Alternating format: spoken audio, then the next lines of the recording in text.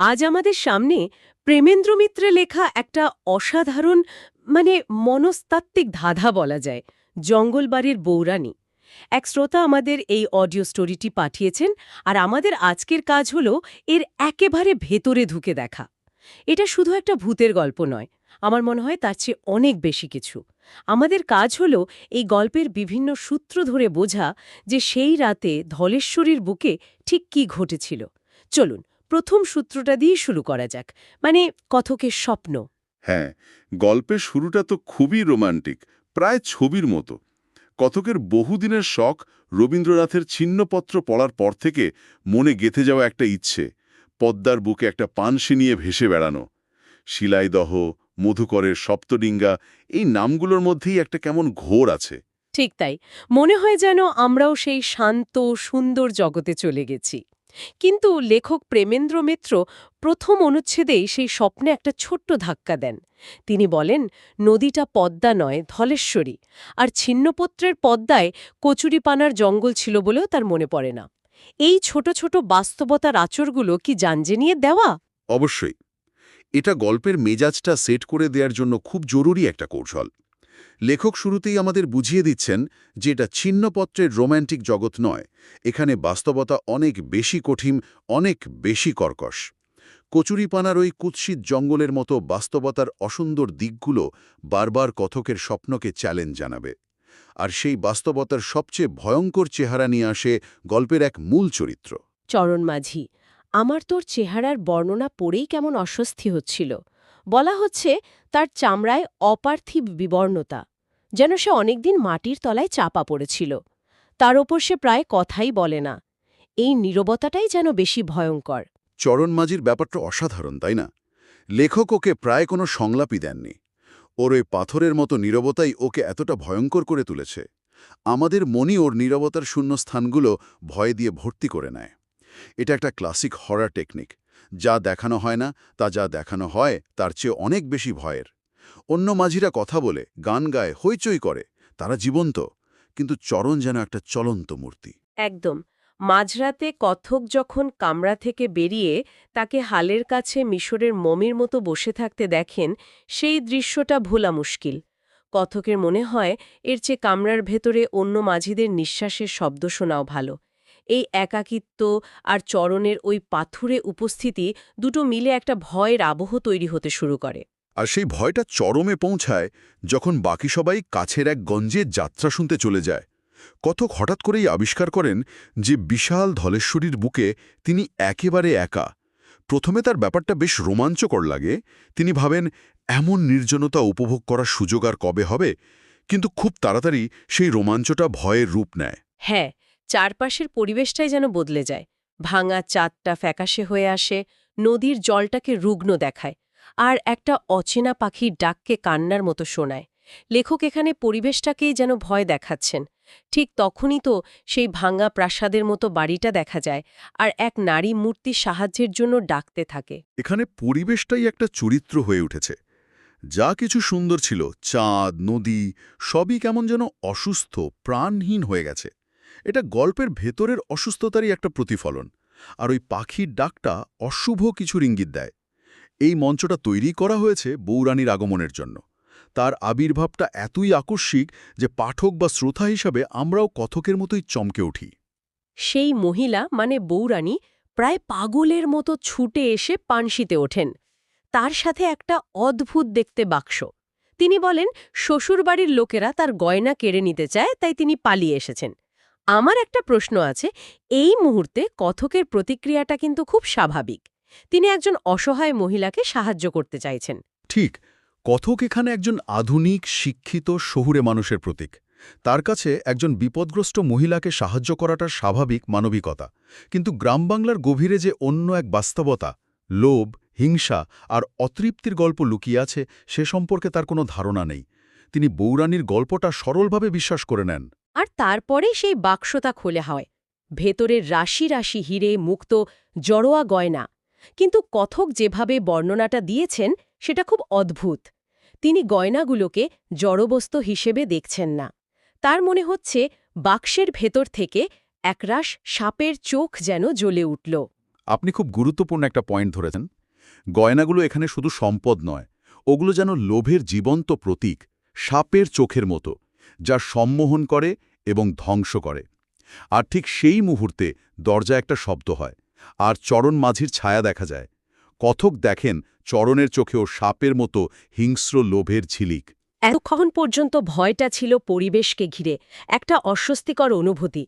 কিন্তু বৌরানীর গয়নার বাক্সে চরণ মাঝির লোভী দৃষ্টি পড়ার সাথে সাথেই ভয়টা যেন রক্ত মাংসের শরীর পেয়ে গেল। বিপদটা আর দূরের রইল না, একেবারে কামরার ভেতরে এসে হাজির হল। হ্যাঁ, এখানেই গল্পের মোড়টা ঘুরে যায়। এতক্ষণ যা ছিল অশরীরী ভয়, তা এবার শারীরিক বিপদে পরিণত হল।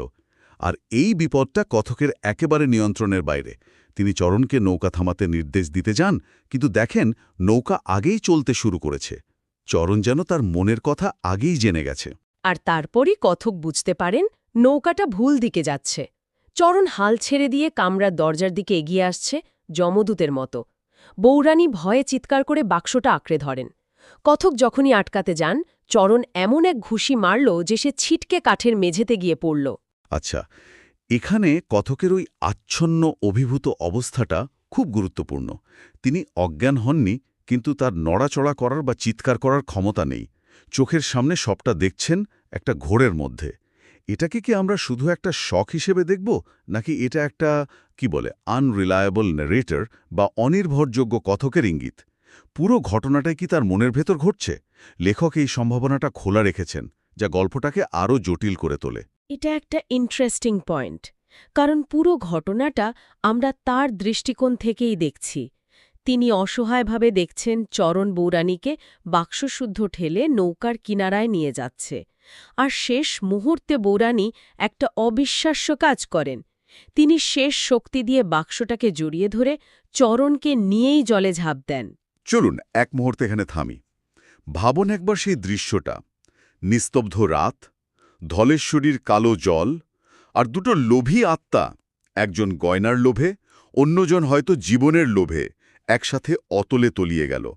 কি অসম্ভব শক্তিশালী একটা ছবি! এখানে লোভ এতটাই তীব্র যে তা দুটো মানুষকে একসাথে ধ্বংস করে দিল। ঠিক তখনই কথকের ঘোর কাটে। তিনি চিৎকার করে ওঠেন। কাছাকাছি থাকা কিছু জেলের ডিঙ্গি এগিয়ে আসে, কিন্তু তারা সব শুনে হাসতে শুরু করে। তাদের যুক্তিটা খুব সোজাসাপটা। এত ভারী জিনিসসহ দুজন মানুষ এভাবে ডুবে যেতে পারে না, অন্তত একজন ভেসে উঠতই। আমার তো শুনে মনে হল এটাই কি লেখকের বলার চেষ্টা, যে বাস্তব পৃথিবীর যুক্তির কাছে ভূতের গল্প টেকে না। খুব ভালো পয়েন্ট। লেখক আমাদের ঠিক সেটাই ভাবাতে চান। জেলেদের ওই হাসিটা যেন আমাদের আধুনিক যুক্তিবাদী মনেরই প্রতিধ্বনি। তারা যা বলছে সেটাই তো স্বাভাবিক। আমরা হয়তো সেটাই বিশ্বাস করতে শুরু করি। ভাবি তাহলে কথক হয়তো ভুল দেখেছেন বা স্বপ্ন দেখছিলেন। কিন্তু লেখক সেখানেই থামেন না। জেলেরা আরও জানায় ২০ ক্রোশের মধ্যে কোনো প্রাসাদের মতো পোড়োবাড়িই নেই। কথক যখন রেগে গিয়ে প্রতিবাদ করেন, ঠিক তখনই একজন বৃদ্ধ জেলে এগিয়ে এসে বলে, না বাবু, আপনি মিথ্যে বলেননি। আমি জানি আপনি জঙ্গলবাড়ির বৌরানীকে দেখেছেন। এই একটা লাইনে গল্পের মোড় আবার ঘুরে যায়। একদম। ওই বৃদ্ধ জেলে হল লোককথার ধারক। তার কাছে এমন ঘটনা অবিশ্বাস্য নয়। সেই জানায় যে জঙ্গলবাড়ি ৫০ বছর আগেই নদীতে বিলীন হয়ে গেছে। কিন্তু বৌরানী তার জ্বালা ভোলেনি, তাই সে আজও মাঝে মাঝে ফিরে আসে। এই একটা কথায় লেখক জেলেদের বাস্তবতাকে লোককথার অতিপ্রাকৃত বাস্তবতা দিয়ে ছাপিয়ে দেন। আমরা যারা এতক্ষণ যুক্তি দিয়ে ভাবছিলাম, তারাও আবার ধাঁধায় পড়ে যাই। কিন্তু সবচেয়ে বড় ধাক্কাটা আসে গল্পের একদম শেষে। জেলেরা কথককে তার পানসেতে পৌঁছে দেয়। তিনি ফিরে এসে তার মাঝিদের কাছে জানতে পারেন যে চরণ মাঝি সারা রাত তাদের সঙ্গে এই যাত্রার আসরে ছিল। সে এক মুহূর্তের জন্য সেখান থেকে কোথাও যায়নি। এই কথাটা শোনার পর আমার তো গায়ে কাঁটা দিয়ে উঠেছিল। তার মানে কথক যার সাথে পুরো রাতটা কাটালেন, যার ভয়ঙ্কর লোভ দেখলেন, যার হাতে মার খেলেন, সে আসলে কে? এই প্রশ্নটাই তো গল্পের মূল রহস্য। যদি সে চরণ মাঝি না হয়, তাহলে সেই অমানসিক চেহারার অস্বাভাবিক নীরব লোকটি কে ছিল? সে কি বৌরানীর অতৃপ্ত আত্মারই কোনো সঙ্গী, কোনো অতিলৌকিক সত্তা, যে লোভীদের শাস্তি দিতেই বৌরানীর সাথে ফিরে আসে? আর আরও একটা প্রশ্ন তো রয়েই গেছে, যেটা কথক নিজেও করেছেন। যদি মাঝিরা সবাই যাত্রা শুনতে গিয়ে থাকে আর চরণও তাদের সঙ্গে থাকে, তাহলে তার পানশির নোঙরে বা কে তুলেছিল? নৌকাটা তো নিজে নিজে চলতে শুরু করতে পারে না। এই ছোট্ট বাস্তব প্রশ্নটা পুরো ঘটনাটাকে আর শুধু মনের ভুল বা দুঃস্বপ্ন বলতে দেয় না। কারণ তিনি উত্তর দিতে চান না। তিনি চান আমরা যেন এই বাস্তব আর অতি প্রাকৃতের মাঝের ধূসর জায়গাটাতেই থেকে যাই। সব মিলিয়ে জঙ্গলবাড়ির বৌরানী আমাদের একটা অসাধারণ অভিজ্ঞতার মধ্যে দিয়ে নিয়ে যায়। এটা স্বপ্ন দিয়ে শুরু হয়, বাস্তবতার ধাক্কা খায়, তারপর ধীরে ধীরে অতিপ্রাকৃত ভয়ের জগতে প্রবেশ করে, আর শেষে আমাদের এমন এক জায়গায় দাঁড় করিয়ে দেয় যেখানে বাস্তব আর ভ্রমমের সীমারেখাটা পুরোপুরি মুছে যায়। এক কথায়, এটি শুধু একটি ভূতের গল্প নয়, এটি লোভ এবং তার পরিণতির গল্প। এটি আমাদের মনের গভীরে থাকা ভয় এবং অবিশ্বাসের গল্প। আর গল্পটা আমাদের একটা অমীমাংসিত প্রশ্নের সামনে দাঁড় করিয়ে দেয়। যদি চরণ মাঝি যাত্রার আসরেই ছিল, তাহলে কথকের পানশিতে সেই রাতে কে এসেছিল?